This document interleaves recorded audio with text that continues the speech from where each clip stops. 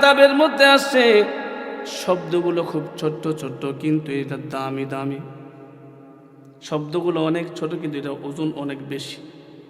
আল্লাহর নবী, বিশ্ব নবী, মায়ার নবী, রহমতের নবী মুহাম্মদুর রাসূলুল্লাহ সাল্লাল্লাহু আলাইহি ওয়াসাল্লাম একদিন সাহাবাদেরকে বললেন, হে সাহাবীরা শোনো, তোমাদের মধ্যে কে এমন আছো যে প্রতিদিন উহুদ পাহাড় পরিমাণ সওয়াব অর্জন করবে?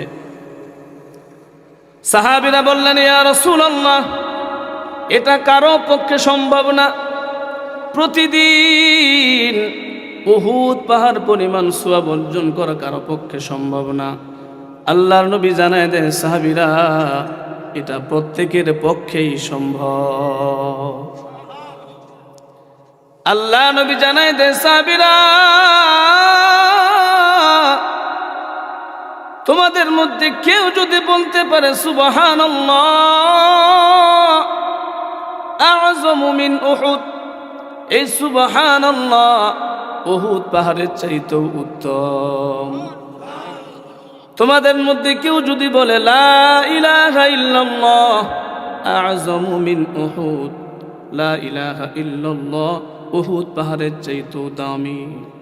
তোমাদের মধ্যে কেউ যদি বলে আলহামদুলিল্লাহ আ'যামু মিন উহুদ, আলহামদুলিল্লাহ উহুদ পাহাড়ের চাইতেও দামি। তোমাদের মধ্যে কেউ যদি বলে আল্লাহু আকবার আ'যামু মিন উহুদ, আল্লাহু আকবার উহুদ পাহাড়ের চাইতেও দামি।